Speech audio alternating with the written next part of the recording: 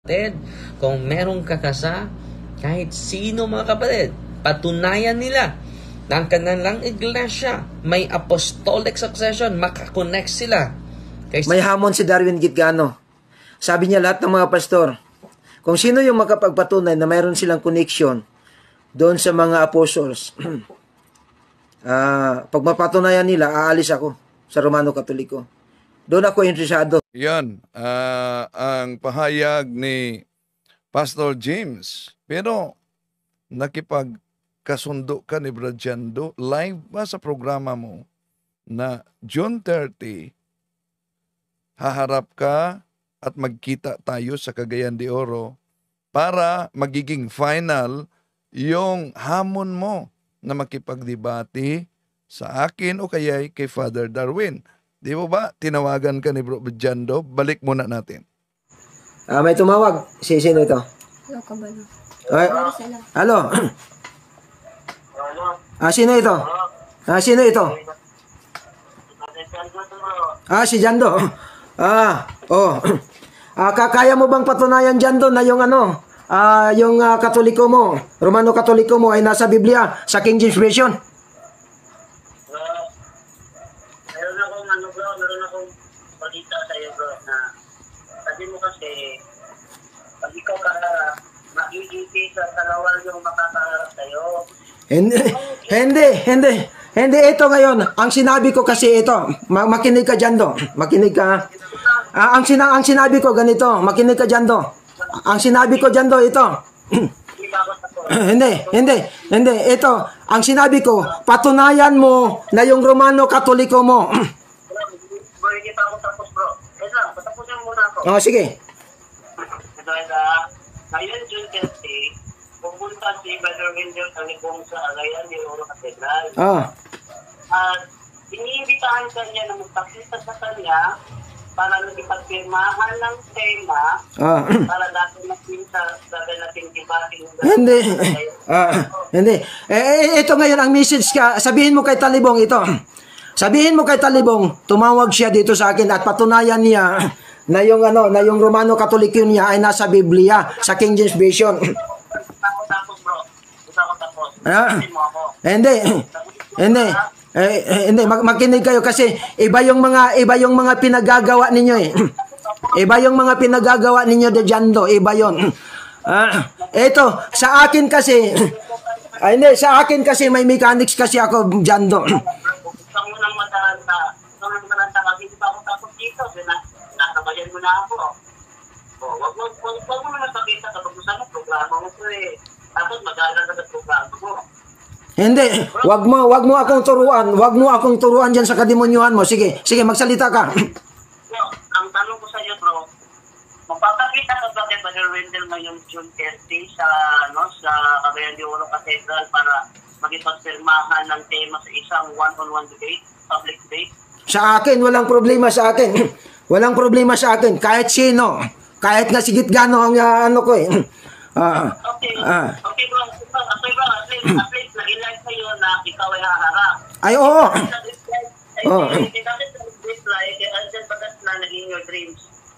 Okay, yun mga kapatid, na klarong-klaro, galing mismo sa bibig ni Pastor James na magkita kami, live yan sa program niya sa June 30. Kaya pagpunta ko sa Cagayan, eto, nag-message talaga ako sa kanya, pero di talaga ako sinagot. Walang reply, di nagpakita si Pastor James. At talakayin natin ito, samahan ninyo ako. Kumusta? Ito ang iyong lingkod, Brad Wendell Talibong, muling magkasama ninyo sa pagkakataong ito. Kumusta sa lahat ating mga taga-subaybay? Para sa mga suking taga-subaybay sa atin at sa mga bago pa lang, huwag kalimutan na pindutin ang like sa ating live. Huwag din kalimutang mag-subscribe at pindutin ang bell button para updated kayo sa ating talakayan, mag-comment at i-share ninyo mga kapatid. At hanggang ngayon, wala pang kumakagat. Babasahin natin yung mga komento sa ating pinopost mga kapatid, na ako po ay handang lipat sa ibang sekta as long as they can prove the apostolicity of their church. No? So may reels tayo at babasahin natin. Enjoy po ako sa mga comment ng ating mga kapatid. No? May 54,000 views po tayo ngayon, and then 1,000 comments. So babasahin din natin. Lilipat ako sa inyong sekta, sa inyong iglesia, sa isang kondisyon po. No? So sabi ni John Darunday, pagsunod o paggipangita sa Ginoo dili succession. Dito siya nagkamali mga kapatid. Pinaka-importante po yung succession. Bakit hindi importante sa inyo? Dahil hindi kayo tunay na iglesia eh. Paano natin nandito yan sa 15? 10-15 ba sa Romans chapter 10 verses 15, and how shall they preach except they be sent? Kailangan ipadala eh. Even as it is written, how beautiful are the feet of them that bring glad tidings of good things. Sabi dito, but they do not all hear to be glad tidings, for Isaiah Lord, who hath believed our report. So belief cometh of hearing, and hearing by the word of Christ. But I say, did they not hear? Yea, verily, their sound went out into all the earth, and their words unto the ends of the world. But I say, did Israel not know? First Moses said, I will provoke you to jealousy with that which is no nation, with a nation void of understanding will I anger you. So anong sabi dito? Whom then shall they call on him, in whom they had not believed? And how shall they believe in him whom they have not heard? And how shall they hear without a preacher? And how shall they preach except they be sent? Paano ba nila preach sila kung hindi sila pinadala? Konektado talaga. Pinaka-importante, kapatid na John Darunday, kung succession pa'y basihan, wala na change ang mga Gentiles. Ikadwa, labaw sa tanan, pamatud yanaamoy kalabtanan sa mga apostol, biblically and spiritually. Kaya nga, patunayan nyo, yung mga iglesia ni Cristo, hindi na naghahamon sa atin. Wala na. No? Bakit ba bigla na kayong silent ngayon? No? Importante, Brother John, ang apostolicity sa simbahan. Yan ang patunay na kayo ay pinadala ng Diyos. Dahil ang mga apostol pinadala, being sent. Sinong nagpadala sa inyo? Kung wala kayong koneksyon sa pinadala ni Kristo, importante. Kung hindi sa inyo importante ang apostolic succession, therefore, patunayan na ang inyong iglesia ay walang apostolicity. So therefore, piki. Okay, pasensya na po ha. Siguro sa Brother John ng tunay, pero ang kanilang iglesia ang piki. Okay? Ang daming nagkukomento, mga kapatid. Nga naman, maoday na ibasihan sa Ginoo sa pagluwas sa tao. Ang apostolic succession, buhat ang criteria.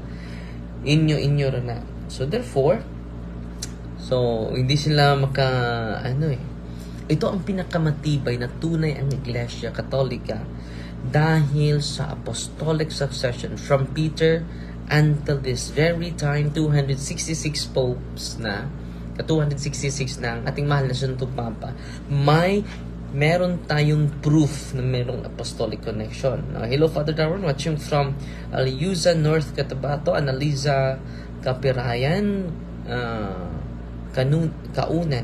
So maraming salamat sa mga nagpadala ng mga stars, no? Maraming salamat po. At meron din mga greetings sa birthday. Si Maria Apple Apali. Hello Father, good morning and have a wonderful day. Ping. Salamat po. No? Good evening Father. Kanang tagalain sikta. Didi jud na sila kasabot. Kasabot man pero dili lang mudawat. No? Gusto nila ila tinuan ilhon. Tinuod nga fake. Tinukod sa tao. Mga bakak. Kitit sa inyong mga membro. Taga is the 18 sa di ay labaws ang Ginoong Hesukristo o si Ellen G. White ang RCC tinungkod sa ato Ginoong Hesukristo 33rd AD. Yan mga kapatid, yan ang tunay, no? Pero hindi nila yan tinatanggap, mga kapatid. Challenges on mga pastors, wala pang tumatanggap ha. Meron ding tumatanggap si Pastor Rian Fuentes. No, binago niya yung topic natin. Pero hindi tinanggap yung apostolicity. Gumagawa siya ng ibang topic. Father, si Father, Pastor Rian Fuentes daw mo kasa. Na, tingnan mo, akong pamatud-an Padre Darwin. Akong specific si Kristo o ang mga apostol baptist. Sila mga spiritual ancestors, dili na sa Bohol, online pwede ra sad, face-to-face sa Cebu, ganahan ra kung ikaw makadialog kay formal. So, hindi siya kumakasa sa topic. Ang topic na gusto ko is apostolic succession sa Baptist. Nang unang binigyan ng authority ni Kristo si Pedro. Matthew chapter 16 verse 18. So, i-connect nyo yung sarili nyo kay Pedro. Si Pedro lang ang nakatanggap ng susi. Binago. Tumanggap pero gumagawa ng iba. Pangalawa, hindi naman harap na tayo ng iba. Dahil si Pastor Rian ginagamit ng negosyo yung debate. Pati ako sinusulisitan during debate nila ni hindi nga kami kasama eh. Pero bakit ba ako sinusulisitan niya? So yung debate ginawa niya ng milking cow, no? So, hindi maganda yon, Pastor Rian. Magsusulisit ka dahil meron kang debate. Kaya nga, lagi siyang haharap ng debate. Kahit ako nga ay sinusulisitan niya. Dahil hindi kami kasama. No? Kung ako ay hindi kasama niya, bakit ako sinusulisitan niya? Dahil ginagawa niya yung debate niya para makapera siya. Hindi maganda yan. Nakita sa media si Pastor Rian Fuentes, ingon siya dili daw tinuod private deliverance. Sana mag-interview siya. Wala naman siyang ina-interview eh. Yung mga biktima dapat interviewin niya. Hindi, bawal judgmental, Pastor Rian. So, hindi mo nga natapos ang isang session session possess. Sabi niya, kailangan tatlo yung ma-observe ko. Hindi pa natapos, bago pa lang nagsimula, lumabas na siya. Tignan mo. I'm sure wala jud mo exempt Father D. Wala, hanggang ngayon. No? Hanggang ngayon, maghihintay ako hanggang bukas mga kapatid. Kung merong kakasa, kahit sino mga kapatid, patunayan nila na ang kanilang iglesia may apostolic succession, makakonect sila kay San Pedro at sa mga apostol. Tingnan natin ngayon. Tumatanggap si Pastor Rian pero binago ang topic. Tumatanggap pero hindi maka face to face sa topic natin. Maurag yapon fata dili yapon mo balhin kay maayo na kaayo kag kita diha sa Katoliko ginigisyo og kalag pride naman lang good ng imodre. Bisan wala jud mo dungga anang inyong pagsangpit sa Ginoo kay sa mga bato man mo base si Rico Ponduyo Gino. Hindi din ko makasana. Nagkomento lang. Unya sa Bible na saad bawal man ang pumupunta sa ribulto. Yung topic natin is apostolicity, hindi about sacred image. So, walang kakasayan, Father. Wala. So, babasahin ko, no? Kuyaw manultining paria, murag sikin sang barayta, murag sikin sa makaadto naglangit. Tingnan nyo, hindi tumatanggap, nagkukomento lang, no?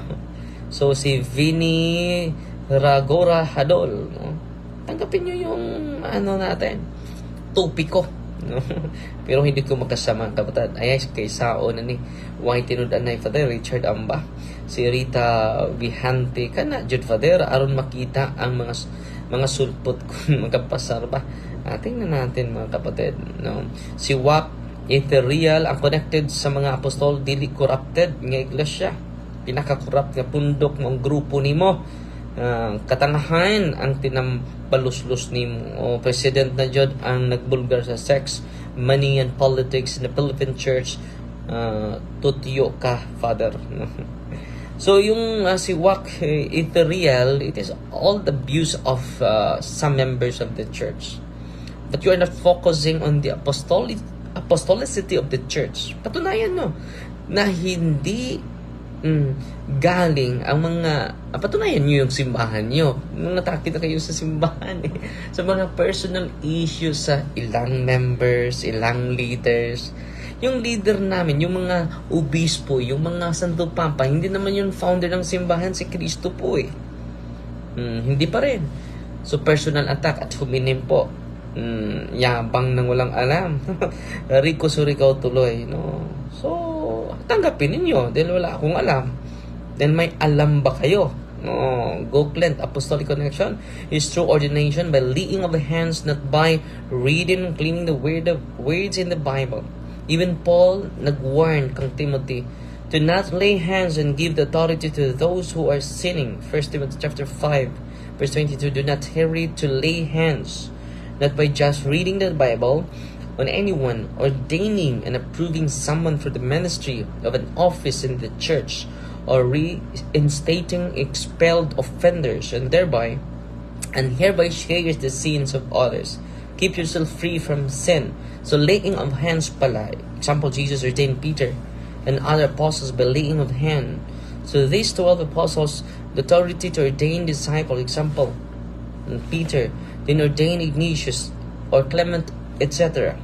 Then Clement or Ignatius again can ordain someone. So the hierarchy now is that Jesus, Peter, Clement, Ignatius, then the next generation.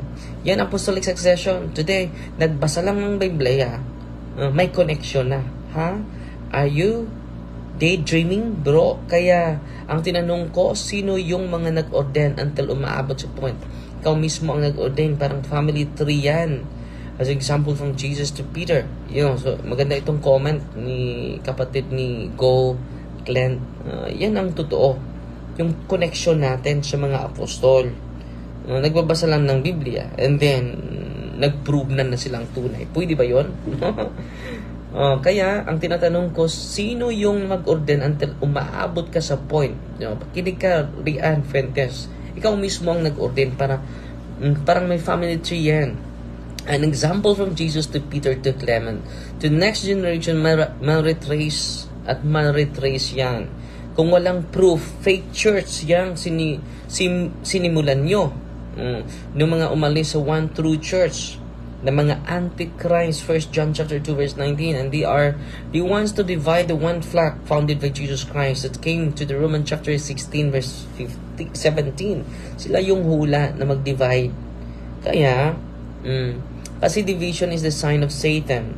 Kaya 60,000 plus na, which is the contradicting sa sinabi one flock lang, John chapter 10. Maganda itong comment ni Go Flint. Yan. So with your respect, know the history of the Bible first. Before you make an argument, read the book Misquoting Jesus by Dr. Bart Earthman, who is a historian, scholar of the Old and New Testament, Jeremias, Jaime Jr. Pero hindi pa rin tumatanggap. Yon ang patunayan ninyo, yung iglesia ninyo. May apostolic connection. Nanawagan tayo ngayon sa mga STA. Meron ba kayong apostolic connection? Baka konektado lang kayo ni Ellen G. White. Hindi yan magsisilbi, mga kapatid. Know the history of your church. Kung walang connection sa mga apostles, labas ka na doon. Kailangan ba yan? Kinakailangan po. Kapag walang authority yung nagtuturo sa'yo, maraming kamalian po yan. Okay? Okay, magpasalamat tayo sa mga nagpadala ng mga Diha na ang laay nila Father kay dili jud makonect ang ilang founder ha, dili na magdaghan og yaw-yaw founder as in founder jud. So it is so yung unang nagtatag na apostolic connection ba yan? Yan ang patunayan ninyo, no? Yan ang challenge ko sa inyong lahat. Wala pang kumakasa na pastor ha. Meron lang tumatanggap si Pastor Rian, pero binago yung topic. Ano ba yan, kuya? No? Di mo, anak mo balhin si Father sa inyong pundok kung mapatunayan mo na ang iyong simbahan ay tunay. Di jud na makakonek apostolic. Wala silang apostol. Siguro si Apostol Kibuloy, no? Na maghimo-himo na po ni sila content creator. Kinsa tong pastor nagimahal niya yang sikta tubagan ninyo si Father, no? So wala pang kumakasa. Nganong kang Pedro manjod i-trace ang succession. Di ba dapat kay Kristo? Kaya nga, kumakunik ka ni Pedro, therefore kunik ka ni Kristo. Ano ba ito si Philbert Ligonas? Si Kristo hingpit nga example, si Pedro masalay pon. Totoo yan. After gani pagbungat ni Kristo sa Matthew 16:18, basaha ang ubos. Totoo yan. Nasipyat si Pedro, nagkasala si Pedro. Hindi ko naman sinabi na walang sala si Pedro. Kung ayaw pag Pedro i-connect ang succession, dito dapat ni Kristo. Kaya nga na-connect tayo ni Pedro. Dahil kung ma-connect tayo ni Pedro, dahil siya ang nakatanggap ng susi. Hindi si Marcos, no? So, kailangan, kaya hindi ma-connect ni Pedro. May apostolic connection pa kayo. Yan. Sagutin nyo yan. Wala pang sumasagot, mga kapatid. Birahi, Mr. Daig, para ma-convert na ninyo si Father Darwin kay atat ka man, kaayo ba yan? No. May hamon si Darwin Gitgano. Sabi niya lahat ng mga pastor, kung sino yung makapagpatunay na mayroon silang connection doon sa mga apostles, pag mapatunayan nila, aalis ako sa Romano Katoliko. Doon ako interesado. Aalis ka sa Romano Katoliko, Darwin. Patutunayan ko na kami yung may connection sa sa 12 apostles. At patutunayan ko na rin na wala kayong connection. Yung Romano Katoliko ay walang connection sa mga apostles. Ako yung tumanggap sa hamon mo. Naghahamon ka kasi Naghahamon ka kasi. Pero dahil malinaw yung kasunduan, kaya tinawagan natin. Di ba live niya mismo. Nang tinawagan siya ni Bro Jando sa live niya. Sinisiguro ni Bro Jando kung makipagkita ba June 30. Tulad sa ginawa nila ni Brad Jolito Daig ng Seventh-day Adventist. So, okay. Ito mga kapatid, balik natin ang tawag. May tumawag. Sino ito?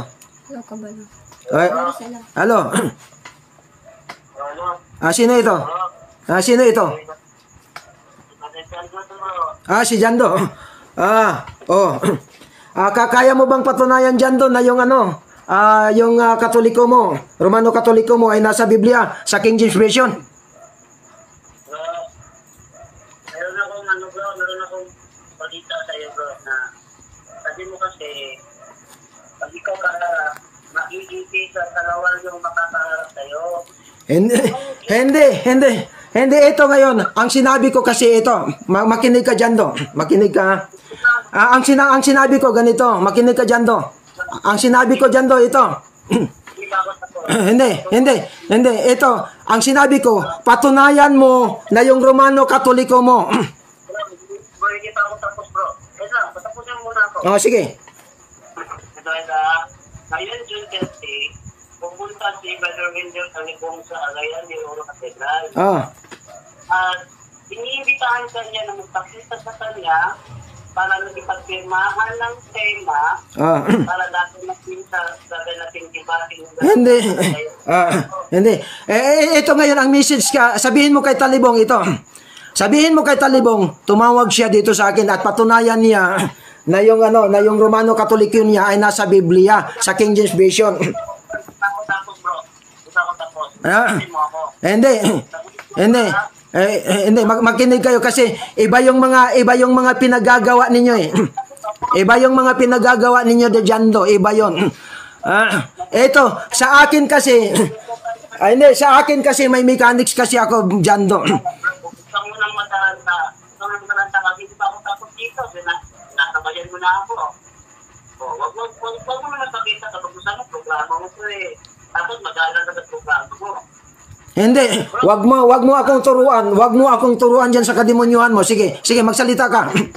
So, ang tanong ko sa iyo, bro, magpapakita ka ba kay Brother Wendell ngayong June 30 sa Cagayan de Oro Cathedral para magipagpirmahan ng tema sa isang one-on-one debate, public debate? Sa akin, walang problema sa akin. Walang problema sa akin. Kahit sino. Kahit nga sigit gano ang ano ko eh. Okay, bro. At least nag-inline sa'yo na ikaw ay haharap. Ay, oo.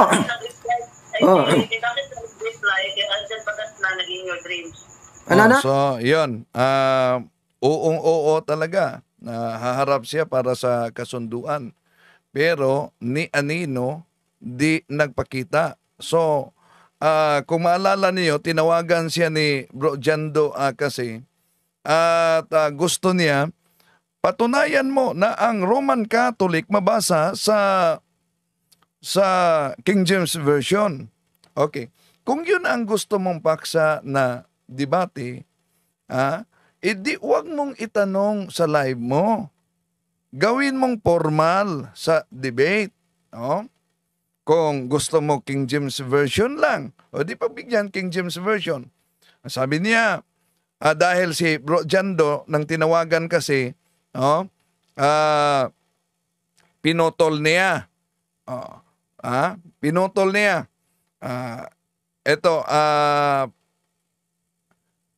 Ipakita natin yung tawag ni Bro Jando na pinutol niya. Hindi. Sabi ko, hindi. Basahin. Gusto niya King James Version lang. King James Version. Yun ang problema. Ito pa, di siya gusto ng history. Pero nagtaka tayo,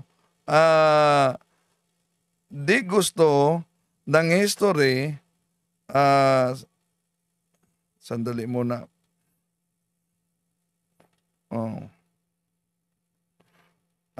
May nagtawag.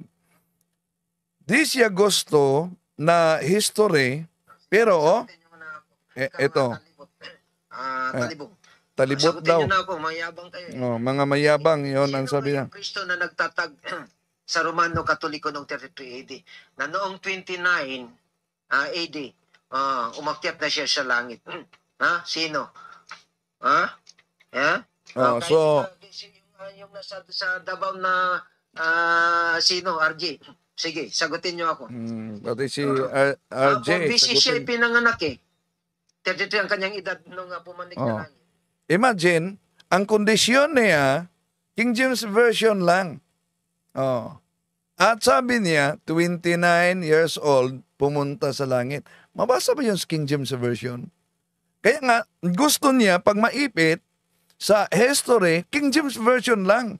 Di na pwede gagamit ng ibang mga version ng Biblia, basta King James Version lang.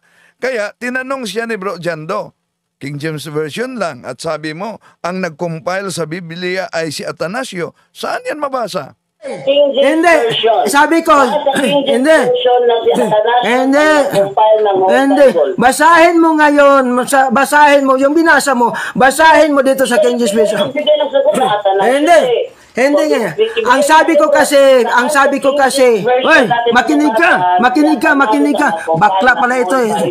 Makinig ka. Gusto mo dito sa programa ko ikaw magsasalita? Makinig ka. Sa King James Version basahin mo. Sa King James Version basahin mo. Sa King James Version natin mababasa na si Athanasius ang hindi. Yung binasa mo, basahin mo sa King James Version. Kasi ang tanong ko sa iyo, mayroon na bang Katoliko, mayroon na bang Romano Katoliko noon? Ang tanong ko kasi, mayroon na bang Romano Katoliko noon? Ako nagtatanong lang. Hindi. Hindi. Sa King James High blood at nataranta na dito si Pastor James, basahin kasi mga bugos yung mga pinagbabasa nyo dyan eh. Gusto mo kasi stricto sa King James Version eh. Sige. Stricto talaga siya, dapat King James Version lang. Lalo na yung binanggit niya dito na kung si Kristo ang nagtatag sa simbahang Katoliko, sinong Kristo? Dahil umakyat sa langit ang Panginoon Jesucristo, 29 years old umano, samantalang 33 ano Domini na itatag ang simbahang Katoliko. Kung gusto mo iyon ang friendly discussion, huwag mong itanong sa live. Pagandaan mo yan sa debate, pero dapat nang nag-uo ka na makipagkita ka John 30 sa live mo, pastor ka naman. So, para sa mga miyembro mo, talagang si pastor ay may isang salita at hindi magsisinungaling dahil pastor ka. Pero, asan ka, John 30? Nag-message ako sa iyo. Di ka nag-reply. Eto. Sige na mga mayabang na mga CFD at ikaw Darwin Gitgano. Sige na, sagutin nyo na ako. Ikaw Talibot. Talibong. Sagutin nyo na ako, mayabang kayo eh. Sige. Sino ngayong Kristo na nagtatag sa Romano Katoliko noong 33 AD? Na noong 29 AD, umakyat na siya sa langit. Sino? So, yan ang magka-problema talaga si James. Paghaharap sa debate, tapos ang kondisyon niya, King James Version lang. Bakit? Saan ba sa King James Version na 29 years old, umakyat na siya sa langit? Dahil, una, tandaan niyo mga kapatid, tayong mga Katoliko, hindi tayo sola eskriptura, tulad dito mga nagsusulputang sikta. Pero, kaya gumagamit tayo ng mga history. Pero sila na istriktong-istrikto na dapat sa Biblia lang at King James Version, edi mangangamuti ka sa argumentong yan. Bakit? Binanggit mo, 29 years old, umakyat na ang Panginoon doon sa langit. Sige nga, sa King James Version, saan yan mabasa? Pero kung gusto mo na iyon ang pinakamabigat na katanungan para sa debate, huwag mo itanong dito. Ihanda mo yan sa pagpakipagharap sa debate. Okay? Kaya nga, binalikan siya ni Bro Jando dahil siya gumagamit ng history. Halimbawa, sabi niya, ang nag-compile ang tanong kasi ni Bro Jando, kung hindi Katoliko, ang nag-compile ng Biblia, sino? Ang sagot niya, si Atanasio. Alam naman niya si Atanasio, Katoliko. Dito, mapansin ninyo, pinutol niya si Bro Jando. Kasi ang tanong ko sa iyo, ang tanong ko kasi sa iyo, ito ang tanong ko kasi sa iyo, mayroon na bang Katoliko, mayroon na bang Romano Katoliko noon? Ang tanong ko kasi, mayroon na bang Romano Katoliko noon? Hindi. Sa King James mo basahin kasi mga bugos yung mga pinagbabasa nyo dyan eh. Gusto mo kasi stricto sa King James Version eh. Sige.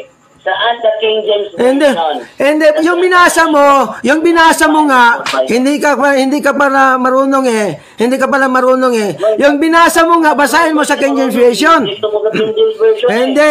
Yung binasa mo. King James Version eh, King James Bible eh. Sige, basahan mo ako sa King James Bible. Saan sa King James Bible kasi Athanasius ang nag-compile ng... Hindi nga eh.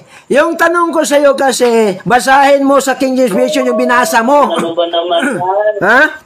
Ano ba naman Kasi ang tanong ko kasi sa iyo, mayroon na bang Katoliko noon? Mayroon na bang Romano Katoliko noon?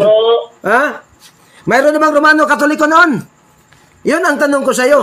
Mayroon na bang Romano Katoliko? Kasi yung binasa mo, hindi sa King James Version. Kasi nga, mga bugos yung mga Biblia ang ginagamit ninyo. Inistrikto mo kasi sa King James Bible. Hindi. So, balikan ko sa iyo. Hindi. King James Bible lang. Hindi. Gamitin natin na batayan. Hindi. Sabi niya ni Bro Jando, kaya dapat makinig ka, Pastor, dahil alam mo naman na may mga natangay kang mga miyembrong sumusunod sa iyo at nakikinig sa iyo. Sabi ni Bro Jando, ini-stricto mo kasi na King James Version. Ang sabi niya, palagi niya, hindi. Hindi ba yung totoo na dapat sa King James Version lang? Makinig ka sana. No? Bago ka mag-react. Tuloy natin. Hindi, yung binasa mo kasi, hindi, yung binasa mo kasi, makinig ka. Hoy, makinig ka. Makinig ka. Walang ano eh, walang, hindi. Hindi, ang tanong ko nga sa'yo, ang tanong ko nga sa'yo, ito. May sinyas na siya, ipaputol si Bro Jando. Dito, may sinyas na siya na ipaputol. Mayroon na bang Katoliko noon? May binabasa ka kasi. Hindi, may binabasa ka kasi ang sabi ko, basahin mo sa King James kasi yung binabasa mo, alam ko nasa bugos yan. Basahin mo sa King James, bro. Hindi, bakit ako? Ikaw nga inutusan ko eh. Inutusan kita, basahin mo sa King James version.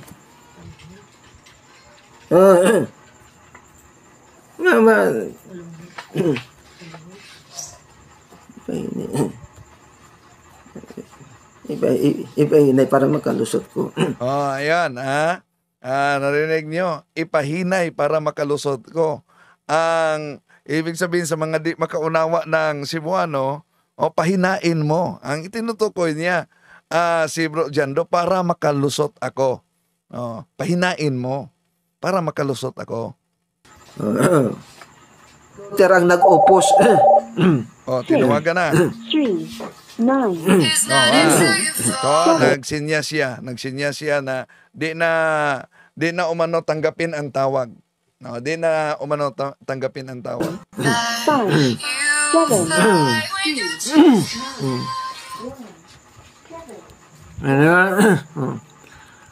Ito ang pag-usapan natin dito. Pag mayroong tatawag, ang pag-usapan natin, patunayan nyo, basahin nyo sa Biblia. Kung iba yung gusto ninyong mangyari, ay hindi kayo ma-entertain dito. Yung si Alababot kasi, medyo nayayabangan kasi ako sa kanya kaya pinapasok ko. Pero yun ang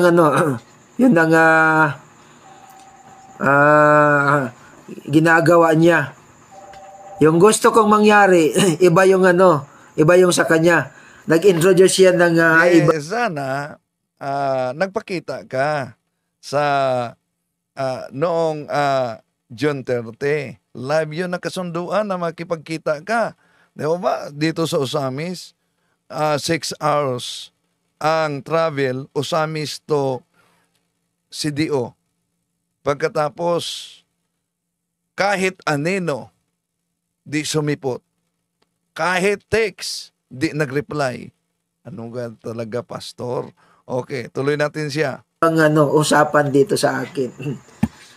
Kung narinig man niya yung sinabi ko, hindi yun ang topic ko na gusto kong pag-usapan pag mayroong tumatawag. Kasi, ang sabi ko, pag mayroong pagkaya niyong patunayan or basahin na yung Katoliko, Romano Katoliko nyo ay nasa Biblia. Sa King James Version. Tawag kayo. Yung gustong tumawag, mag-message muna kayo. Wag didiretsong tatawag. Mag-message kayo. Magpakilala kayo. Magpakilala kayo. Si ito, gustong pumasok. For example, si ito, si Wendell Talibong ito, gustong pumasok. Yan. Gusto niya na tatawag ako, no? Tatawag ako sa kanya. At mag-message. Kaya tinawagan natin. Ito mga kapatid. Ang nag-opos. 6, 3, 9, 7, 5, Yan. 7. May sinya siya na wag daw.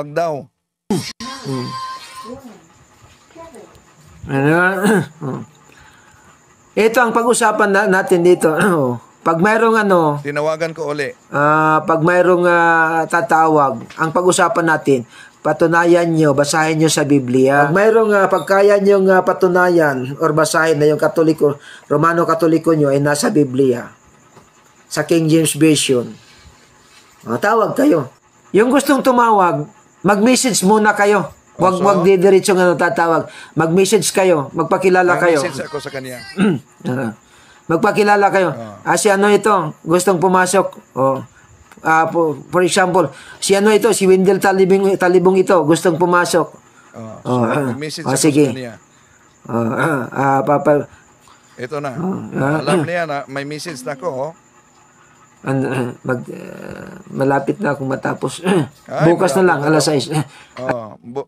Kaya inabangan natin kung mag-live ba siya. Bukas na lang, alas 6. Wala pa siyang live. No? Bukas na lang, alas 6. Wala pang live si Pastor. So, yon. Ang tira na naman ni Pastor, ito, pansinin ninyo. Itong mga video ninyo na nakikita ko, ang yayabang ninyo. Sige. Bro, nagpapasahin ako dito, bro, ha? Nagpapasahin ako dito. Ito kasi Athanasius, ha? Tinanong, sabi dito, is it true that Athanasius compiled the whole Bible? No. It is not true that Athanasius compiled the whole Bible.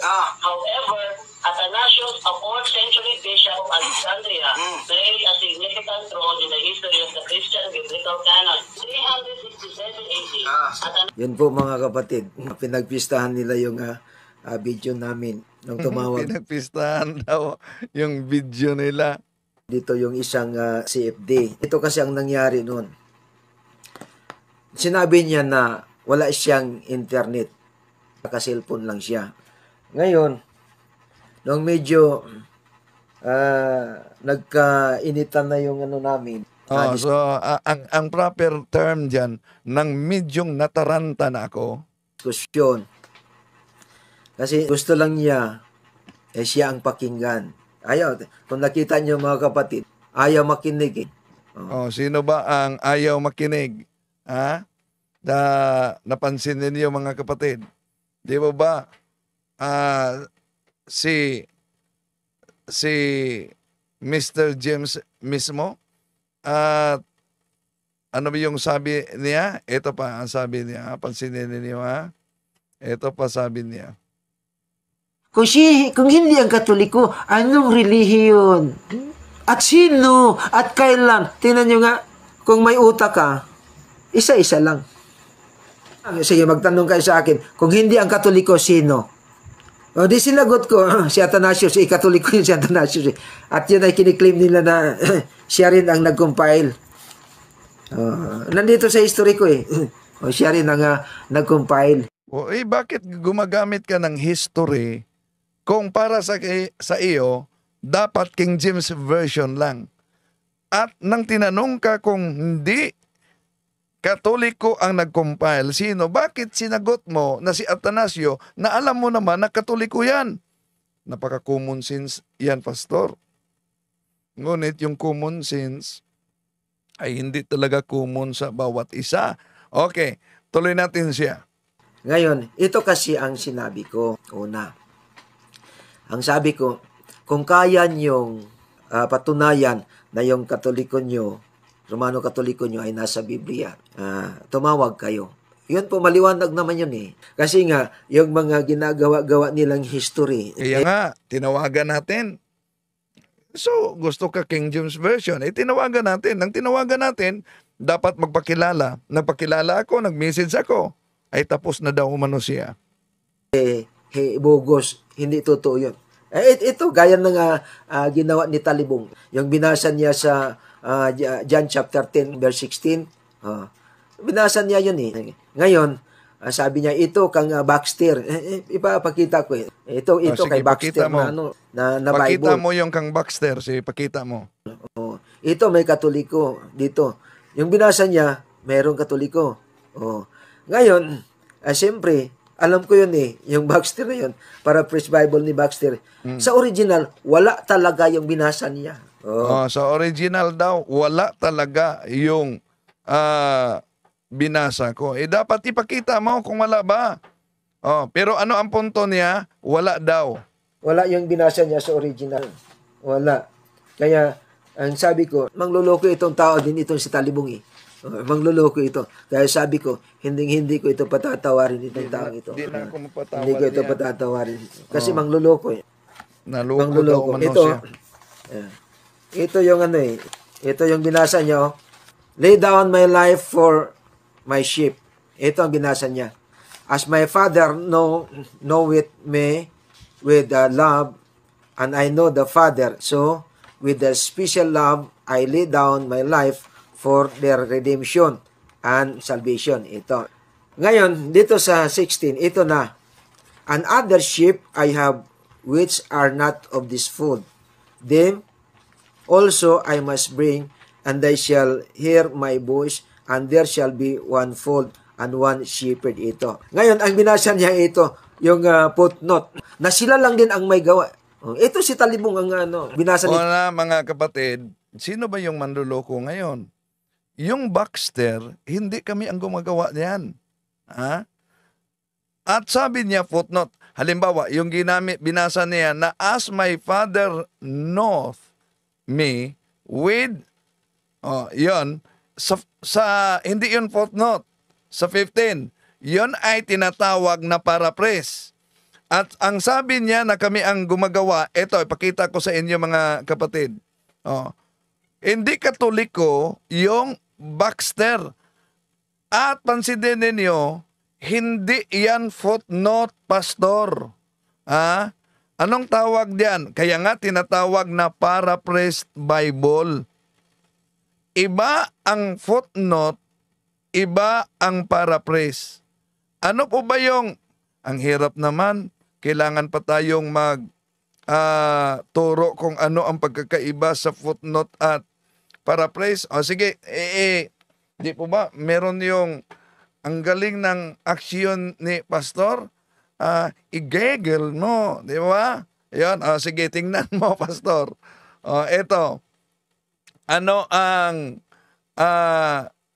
kahulugan ng paraphrase? Ito ang ibig sabihin. Paraphrasing means to state something written or spoken in different words, especially in shorter and simpler from a form to make the meaning clearer. Yun ang paraphrase. Ano ang pagkakaiba sa footnote? Ano ang ibig sabihin ng footnote? Ikaw naman, pastor, nakita mo pala yung kay Baxter, ginawa po pa bang footnote yung paraphrase? Ito ang salitang footnote, pastor, footnote, a note printed at the bottom of the page that gives extra information about something that has been written on that page. Yun ang pagkakaiba ng footnote at paraphrase. Yung binasa mo at binasa ko, hindi yan footnote. Pakita ko sa inyo. Paraphrase yan. Paraphrase at hindi Katoliko ang gumagamit nagawa nito. Protestante po yan. Yun ang gusto nyo, letra por letra, mabasa sa Biblia. Pag nabasa sa Biblia, yun na. Yung iba, nag-print ng Bible o mano na imbento lang o na research naman pag may time. Pakita ko sa inyo ang dokumento. Halimbawa, yung confraternity version na may One Holy Catholic Apostolic. Lahat, kahit Seventh-day Adventist, kahit Iglesia ni Cristo, imbento, version ni Talibong yan. Hindi nila alam kung pakita ko sa inyo ang dokumento, may isang version ng Confraternity Bible na special may paraphrase din na confraternity. At iyon ay ayon sa dokumento, yung One Holy Catholic Apostolic Roman Church na mabasa letra por letra ay minsan lang yon inilabas. Limited edition. So, una, di man tayo letra por letra o sola scriptura, pero pinagbigyan natin sila ng iba't ibang salin, mga kapatid, dahil ang gusto nila, yung letra por letra, mabasa. Ngayon, may manabasa na. So, Anong gusto? King James Version lang. Walang history. Pero gumagamit ng history. Ang problema lang, ang history ay ginawang his story. Kaya mga kapatid, sinagot lang natin itong mga mahal nating kapatid sa iba yung pananampalataya. Pero siguro, yun, naiinitan talaga sila sa mga talakayan. Baka apektado na ang kasunduan. Malinaw naman yung pagtawag ni Bro Jando. Live talaga to. Imposible naman. Kung nakalimutan ni Pastor yan. Kaya ikinakalendar ko na isa siya. Nag-text ako. Di talaga nag-reply. Okay. Eto. May tumawag. Sino ito? Hello, kabalo. Ay, halo. Sino ito? Sino ito? Si Jando. Kaya mo bang patunayan, Jando, na yung yung Katoliko mo, Romano Katoliko mo ay nasa Biblia sa King James Version? Meron akong balita sa iyo, bro, na sabi mo kasi pag ikaw ka makikiti sa kalawal yung makakaharap sa'yo. Hindi, ito ngayon. Ang sinabi ko kasi ito. Makinig ka dyan do. Makinig ka. Ang sinabi ko ganito. Makinig ka dyan do. Ang sinabi ko dyan do, ito. Hindi. Ito. Ang sinabi ko, patunayan mo na yung Romano Katoliko mo. Bro, hindi pa ako tapos, bro. Wait lang, patapusin muna ako. Sige. Ngayon, June 30, pupunta si Brother Wendell Talibong sa Agayan de Oro Cathedral. At iniimbitahan ka niya na magpakita sa kanya para nakipagpirmahan ng tema para dati natin sa nating debating. Hindi. Ito ngayon ang message ka. Sabihin mo kay Talibong ito.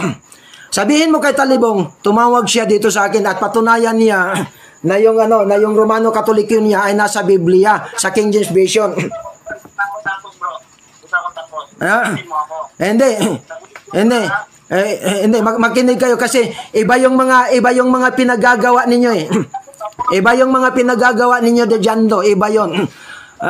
Ito, sa akin kasi sa akin kasi may mechanics kasi ako Jando. Gusto mo nang matalanta kasi di pa ako tapos dito. Nakabayan mo na ako. Wag mo naman pakita kapag gusto mo programa mo ko eh. Tapos mag-aaral ka sa programa mo. Hindi, wag mo akong turuan. Wag mo akong turuan diyan sa kademonyuhan mo. Sige, magsalita ka. No, ang tanong ko sa iyo, bro, magpapakita ka ba kay Brother Wendell ngayong June 30 sa Cagayan de Oro Cathedral para magipagpirmahan ng tema sa isang one-on-one debate, public debate? Sa akin, walang problema sa akin. Walang problema sa akin. Kahit sino. Kahit nga sigit gano ang ko eh. Okay, bro. At least nag-ilike sa'yo na ikaw ay haharap. Ay, oo. So, walang problema sa kanya. Kahit sigit gano pa, walang problema sa kanya. Ang problema lang, di siya makita. Yun. At sabi niya, napansin niyo, patawagin mo si Wendell Talibong sa akin. Patunayan niya na ang Roman Catholic mabasa sa King James Version. Kaya nga tinawagan natin. Ang nag-opos. 6, 3, 9, 7, 5, 7, 6.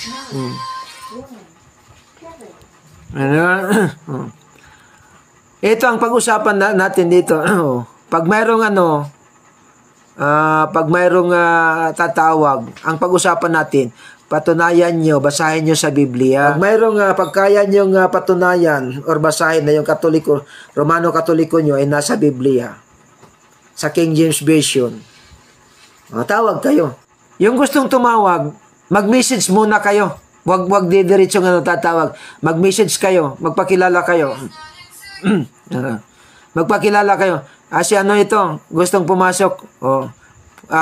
For example, si ano ito, si Wendell Talibong ito, gustong pumasok. Sige.